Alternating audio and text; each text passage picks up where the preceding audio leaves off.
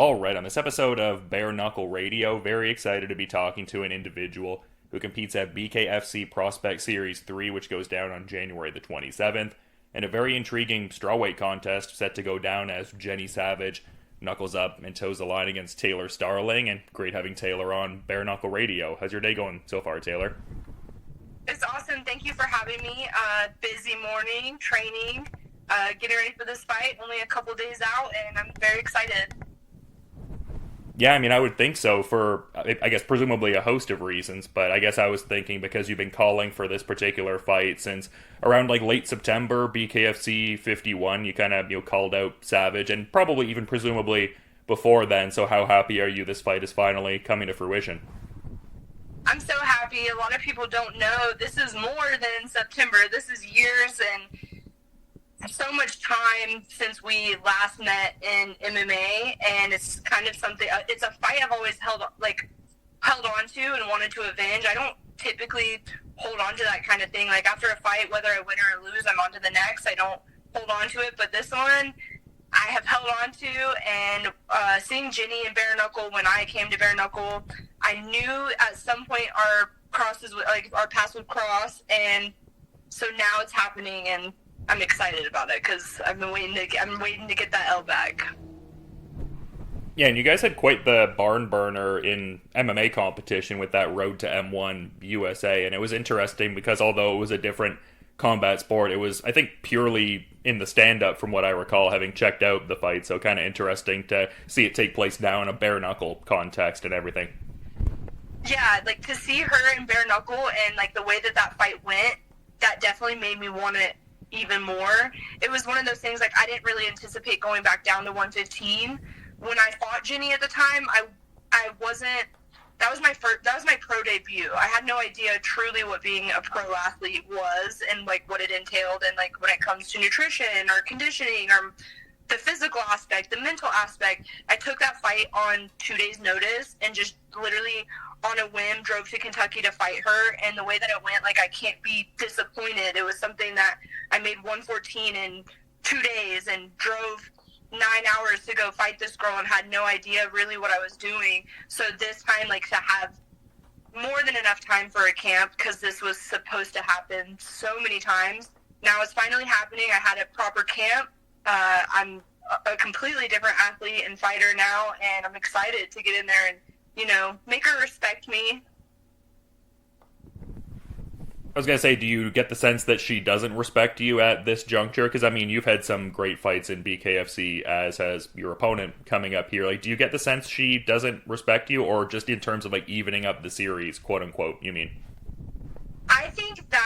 I think she respects me, but I think she tries to keep it like a front. Like she respects me deep down inside, but she's never gonna let the world know that she respects me. She's gonna be Jenny Savage and pretend like she doesn't give a fuck and that I'm not shit. So that's just what it is. That's Jenny. But I think deep down she respects me. But I'm gonna make sure that she like outwardly respects me after this fight. And I mean, so many great things going on within the contest itself, but it also seems like it could facilitate you getting that bare knuckle championship opportunity at strawweight that you've been kind of eyeing for the last little bit, it seems like. So it would seem like to me a couple masters are being served with this fight here. Absolutely. I am focused solely on Jenny. I think, with my fight with Christine Ferea and the way that went, I was rushing. I just wanted to fight, and at the time, there was nobody else in the division that would fight me.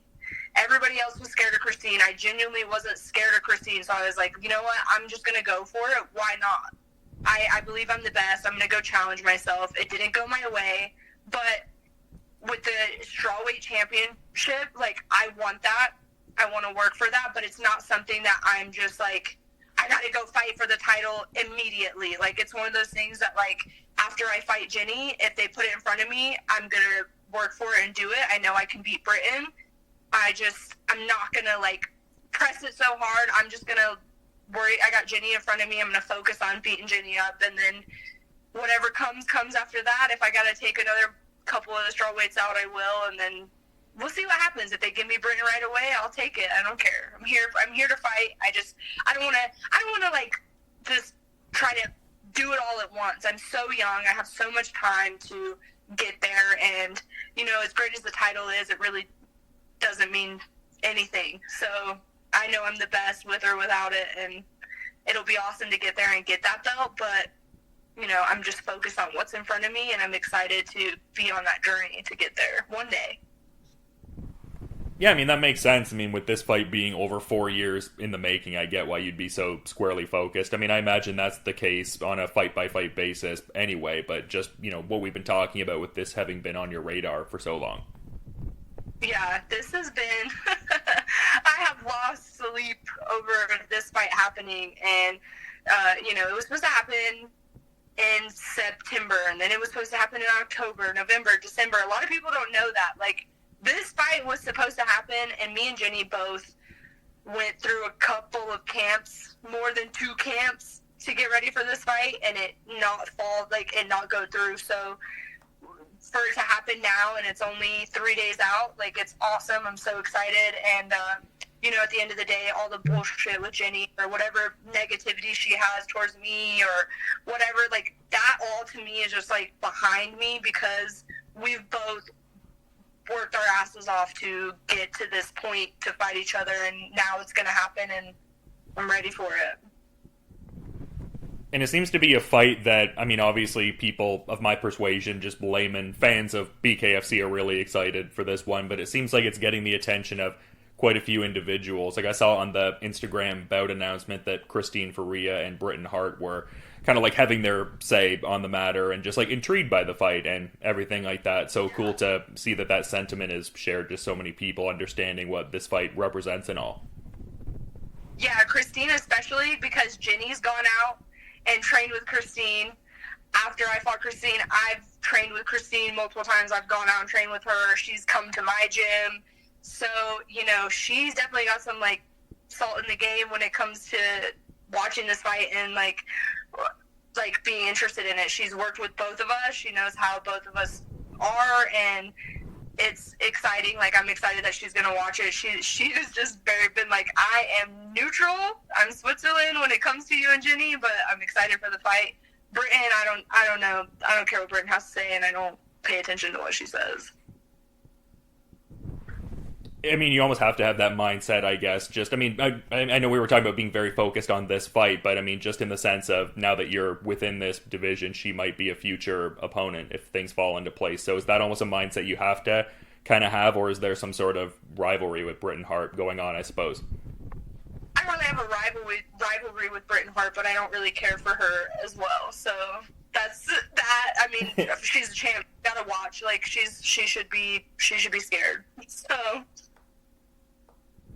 But I mean, you talk about getting in some great work with Christine. It seems like you've been able to work with a lot of quality champions. Like, I saw you working with bantamweight champion Keith Richardson, and also, you know, John Dodson, who's the current flyweight champion, and also Eric Dodson, who has that localized connection of fighting on this Albuquerque card coming up here with you. So it seems like there's a lot of great work to be had.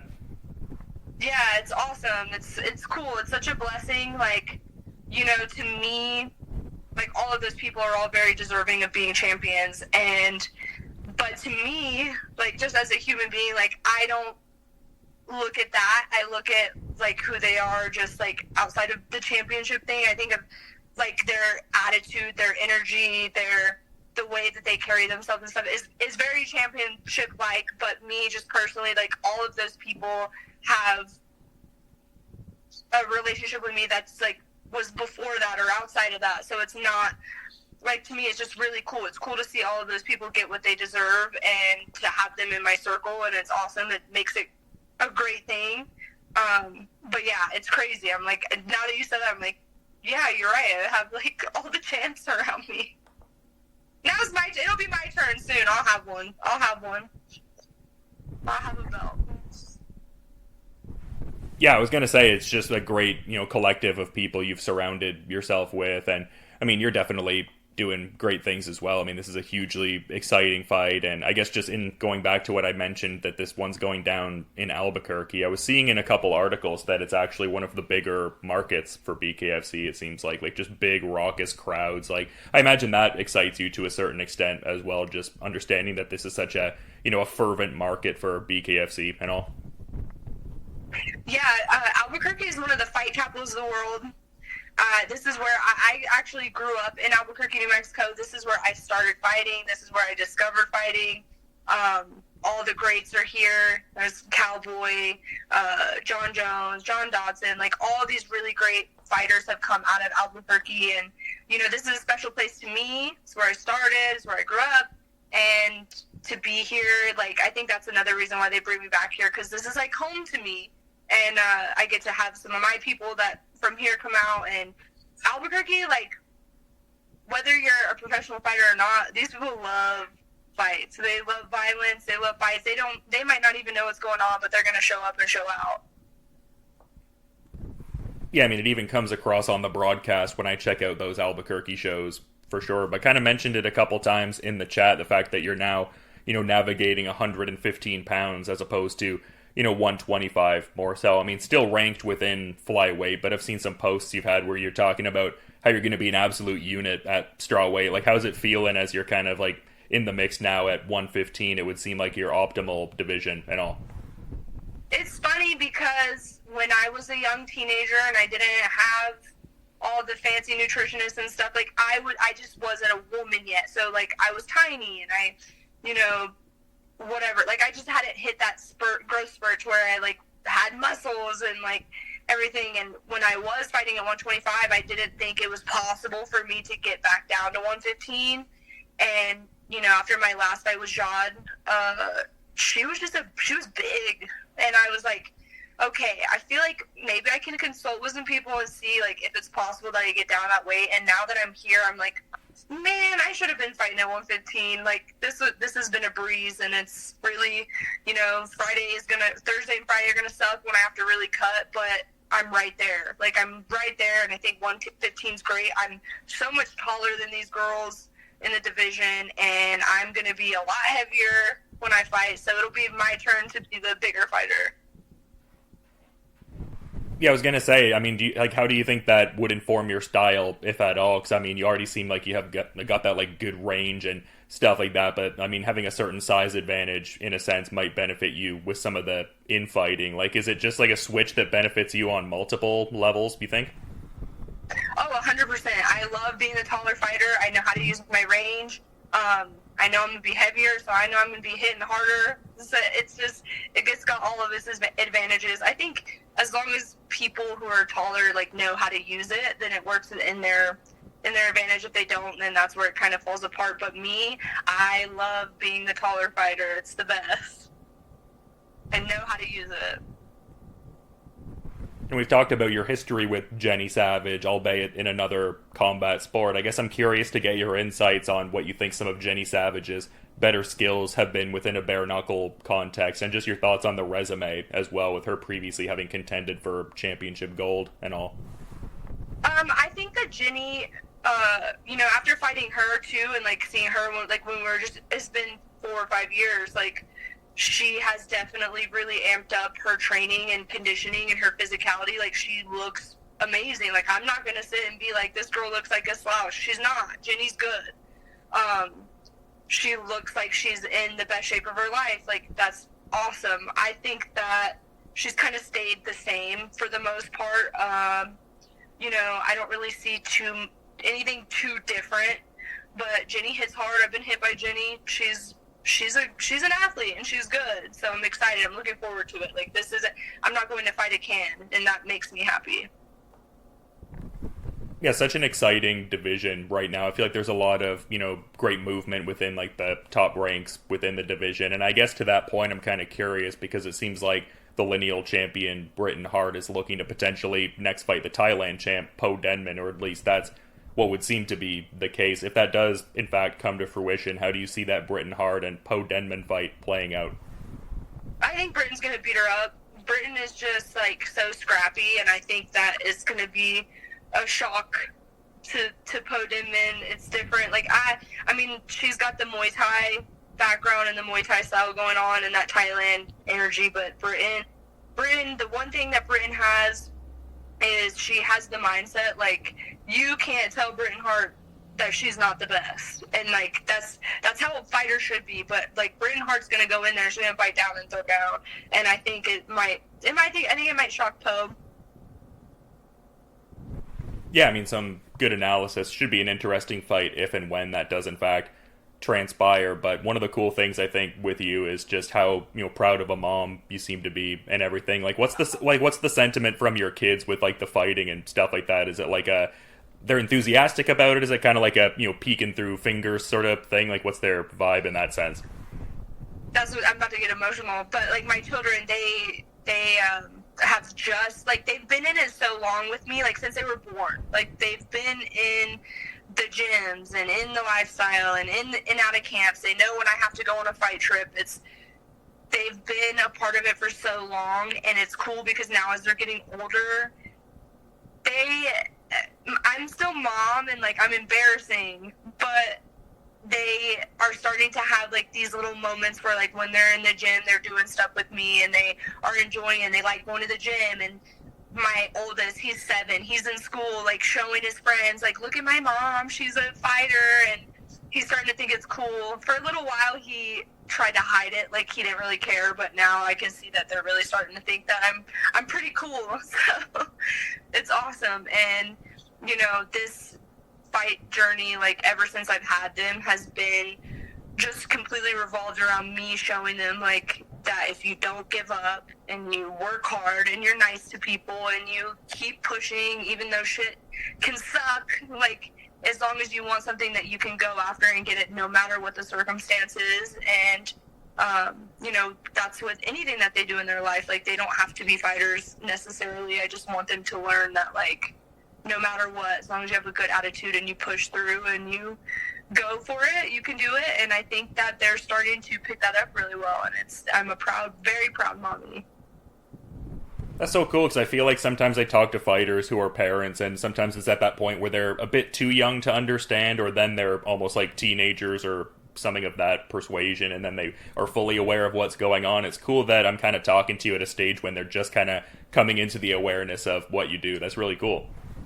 Yeah, it's like, there's sometimes when I'm like, do they even care, or do they even know what I'm talking about? Because I tell them stuff all the time, like, don't give up, or, like, when I lost to Christine, I came home, I'm beat up, I'm like, I lost, and they were like, you know what, it's okay, you'll get them next time. And, like, so then for them to say that and be so young, like, you just gotta keep working hard and you'll get the next one, or, like, things like that. They just always tell me, like, never give up and keep going. And to hear them say words that I say to them all the time and them use it for me, like, I'm like, oh man, I'm so proud. It's so cool to see that it, like, rubs off. No, I mean, that's incredible stuff. I love hearing about all that. And I guess one last thing that I wanted to kind of touch on, as much as you can while I have you, because you were talking about it a bit on the Bare Knuckle show, like a reality show of some sort that you and Crystal Pittman seem to have on the go. It seems like there's, like, a certain amount you can't discuss right now, which is understandable, or at least when you were on the show there. But when might more details kind of be put out there to the public in regards to that? Hopefully soon. Yeah, I talked about it on the Bare Knuckle podcast, and within, like, 5 seconds of it airing, they were calling me and were like, don't say anything else. But they told me I can say, like, yes, I was filming for a reality show. I'm not sure, like, when I went, it was more of, like, the sizzle reel and what they were pitching to networks. And so we'll see what happens. I haven't heard anything. It was a lot of fun. It was cool. To be honest, I don't know if that is, like, something I really want to do. I'm one of those people that I can go and just be put in any situation and act like I know what I'm doing. I'm just super confident. But it was one of those things where in my mind I was like, what the hell am I getting into, and what is this? I can say one of the guys from Tiger King was there.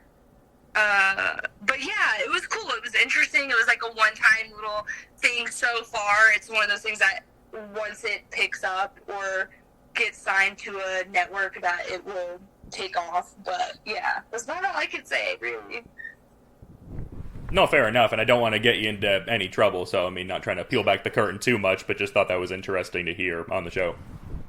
Yeah, it was cool. I'm trying to springboard my life into whatever I can. Like, fighting is my life, but, you know, fighting only lasts so long. So while I'm here and I have the ability to, like, catapult myself into different stuff, why not? And take all these side conquests and just take over the world and do everything I can while I can. Why not? Yeah, I mean, totally. I feel like you have so many cool things on the go, and I'm sure there's a ton more questions I could ask, but I want to be mindful of your schedule, Taylor. So in saying that, I'm curious if maybe there's like a final parting thought you have as we're wrapping things up here. Oh man, my final parting thought, thank you for having me. It means a lot to me to take the time to speak to me and hear what I have to say. I'm excited to fight. January 27th is going down. It's all about to pay off. I'm ready to beat Jenny up and eat some chicken wings and donuts and drink beer, and it's been a great week. I'm excited. Albuquerque is amazing, and I can't wait to put on a show. Thank you for having me. Oh, I mean, mutual sentiment. Really enjoyed getting to have you on. I've enjoyed watching your BKFC fights over the years. I think you're one of the standout stars, and I think that'll reflect in this Jenny Savage fight. Such a well-matched strawweight contest, and just, yeah, so much going on January 27th. So thanks so much for coming on Bare Knuckle Radio, Taylor. I'm looking forward to checking out BKFC Prospect Series 3, but until then, you have a good rest of your day, and yeah, thank you so much. Thank you. You too. I appreciate it.